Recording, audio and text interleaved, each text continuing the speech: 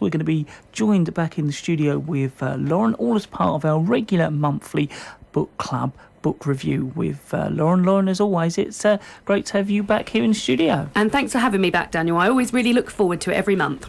Well, I think you're going to give us a bit of introduction. Of course, let our listeners know what the book is this month. Yeah, so the book that we've been reading this month is A Spool of Blue Thread by Anne Tyler. This book I recommended because it was nominated, shortlisted for the Man Booker Prize, and I thought it would be a good idea to read a book that had been nominated for such a well-known literary prize.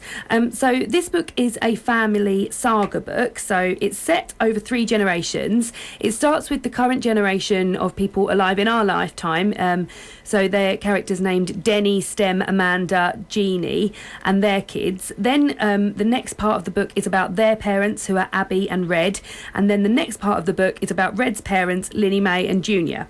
So this is all set in one place, which is this big house in Baltimore which Junior built, and the family story sort of unspools like a thread, which is where I imagine the titles come from, and there are lots of references in the book to blue and to threads. So for example, they've got this blue swing on the porch which they're always referring to. There's a bit of an incident with blue paint, and there is an actual scene with some blue thread which Denny uses to sew a button onto a shirt, which is quite a big moment in there. I don't want to give too many spoilers away. This book, I'm undecided how I feel about it, because I didn't hate it but I didn't love it either. I was sort of in the middle, and I wouldn't even say hate or love. I'd say I didn't like it but I didn't dislike it either. I was very in the middle of it. I usually really like a family saga book, but this was a bit weak around the edges for me, and I didn't really feel particularly close to any of the characters. I also listened to it on audiobook, which I'm going to go into a bit more detail about later, which I don't know if that added much to my experience. With this particular book, it was read by, it's set in America, in Baltimore, as I said earlier, and it's read by an American woman who puts on the voices of the other characters, which obviously include male voices. And at some points it's a bit confusing, because she would be doing the voice of a male character who was in turn doing an impression of a female character. So it's like layers upon layers of voices being done by the opposite of sex with what they're doing. Sometimes it was a bit lost on me. As I said, I'm going to get a bit more into audiobook later. But yeah, I found this a bit weak, and I was shocked that it had been nominated for the Man Booker Prize. But I've got a lot more to go on about the Man Booker shortlist a bit later. I think we're next going to talk a little bit about you listening to it as an audiobook. Yeah, so as I said, I read this book, I didn't read it, I listened to the audiobook of this book this month. That's something that I've been doing for about 3 to 4 months now. Now, they're long, so the particular book that I'm listening to at the moment is 17 hours long, which sounds really, really daunting, but I tend to listen to them in sort of hour bursts of driving home from work. It works really well for me because it's just an added way for me to take in books, and I do enjoy it. But having said that, I've had some sort of like hits and misses with listening to audiobooks. So my audiobooks, there's plenty of ways to get them, but I get them through an app called Audible, which is $6.99 per month to subscribe to, and you get one free audiobook a month, which I keep on my phone and then listen to via the Bluetooth on my car. That works very well for me, because these audiobooks are sometimes like up to 40, onwards of like up to £60 for one book, which is incredible. So this app works well for me. As I said, there's some that I've loved and some that I haven't loved. The first one I listened to was The Martian by Andy Weir. It's recently been made into a film with Matt Damon, and I really loved that. The guy that read it was really enthusiastic. It was really enjoyable. And I'm also listening to Robert Galbraith's latest one, which is Career of Evil, and the same with the narrator of that. I think the narrator really makes or breaks it, because I've been listening to a Stephen King one and I did not get onto with the narrator of that at all, so I left that behind. And I also listened to I listened to one by Giovanna Fletcher, which is a bit of a chick lit one, and the narrator of that just had the most annoying voice ever. So it really does matter, and I wish you could get a clip of a sample clip before you downloaded them, so that you could actually hear what it was like, because I think your experience with these books is very dependent on the narrator. I think it's a great way. It's very accessible, it's very easy to use, and I think it's a great way for people who wouldn't necessarily read lots to be able to take in books, especially recent releases and things like that. But it is never, I would never ever replace reading with these audiobooks, because to me it's just a completely different experience, and I quite often feel like I'm cheating a bit when I'm listening to an audiobook. It's our book club book review with Lauren for this month. A Spool of Blue Thread is the book we're covering, and I think it was part of the Man Booker shortlist. So I think you're going to cover a bit about that. Yeah, it was. So the Man Booker Prize is a literary prize that's been given every year since 1969, and it awards the best original novel written in English and published in the UK. So past winners include really famous books like The Life of Pi by Jan Martel, Bring Up the Bodies by Hilary Mantel, who also won. She's won twice, which is amazing, and The Narrow Road to the Deep North. So this year's shortlist. So they long list a list of books, and quite often I look at them and think, oh God, I'd love to read lots and lots of those. And then before I know it, the shortlist has come out, and all the books that I wanted to read on the long list aren't on there. But the shortlist this year included A Spool of Blue Thread by Anne Tyler, which is the book that we were reading this month for book club.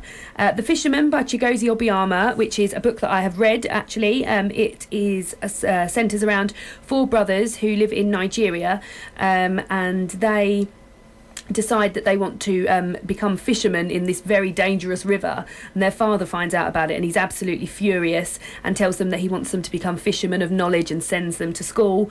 And one day one of the brothers has a chance encounter with the madman of the village who predicts his death, and then from then on things just aren't the same. And I really love that book. I love that much more than A Spool of Blue Thread, so it was a shame that I picked this one really. Another on the shortlist is A Little Life by Hanya Yanagihara. I've heard wonderful things. It's absolutely massive though. It's about 900 pages long. The Runaways by Sanjeev Sahota, and Satin Island by Tom McCarthy, and the winner was A Brief History of Seven Killings by Marlon James, which is a book I believe that focuses around the murder of the killings of Bob Marley, or it's got something to do with Bob Marley.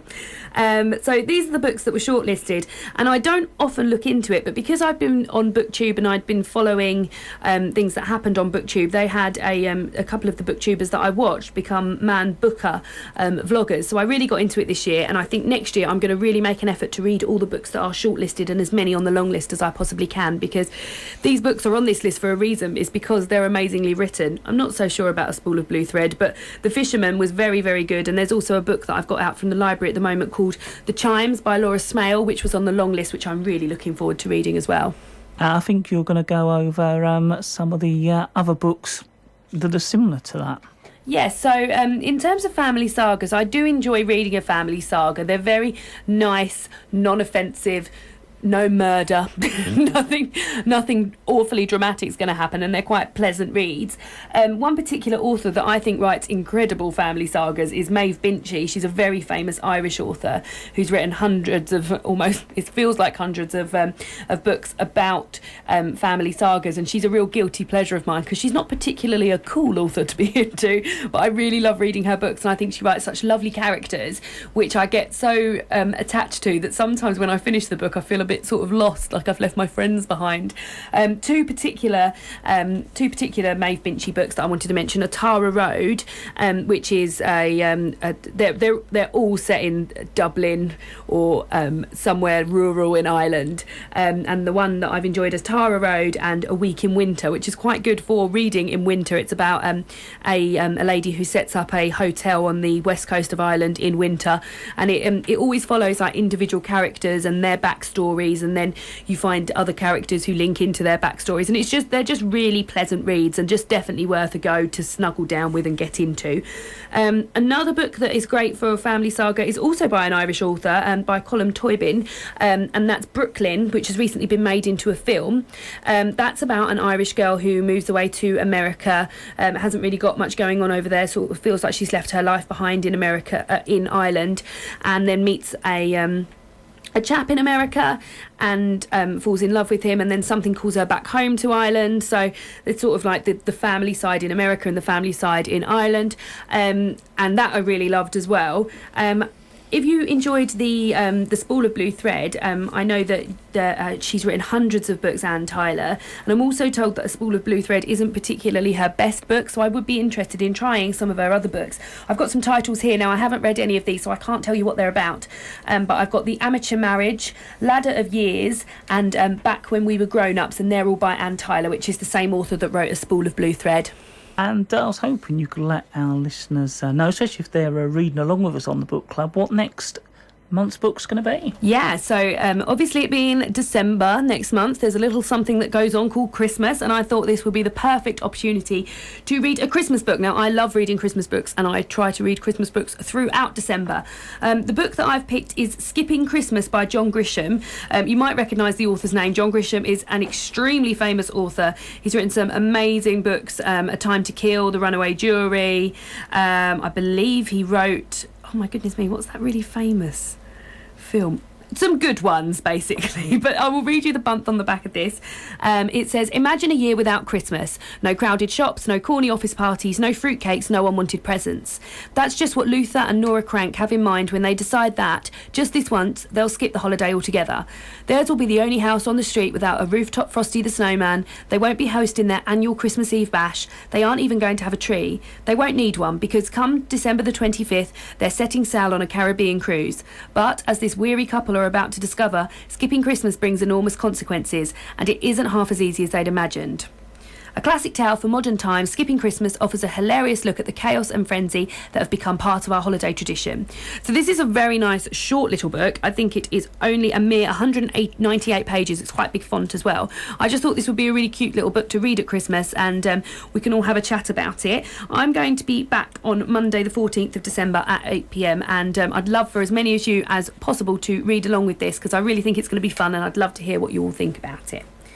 Lauren, before you go, I think there was some useful contact details. Hopefully you'll tell us and update us on your BookTube channel, and of course review us on next month's book as well. Yeah, so you can contact me throughout the month if you want to speak to me about the Skipping Christmas by John Grisham, which is our book that we'll be reviewing in December, or anything to do with books. I'd be happy to hear from you.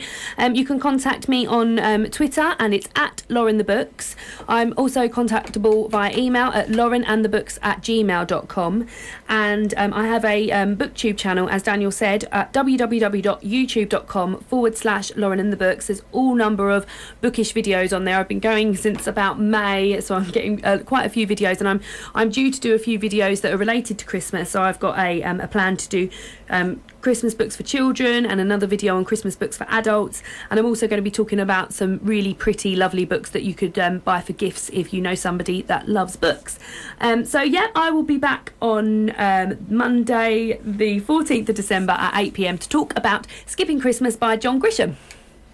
Lauren, as always, it's been great to have you back, and I look forward to our Christmas visit. I'm looking forward to it. Very Christmassy. That is Lauren and the Books with our regular book club book review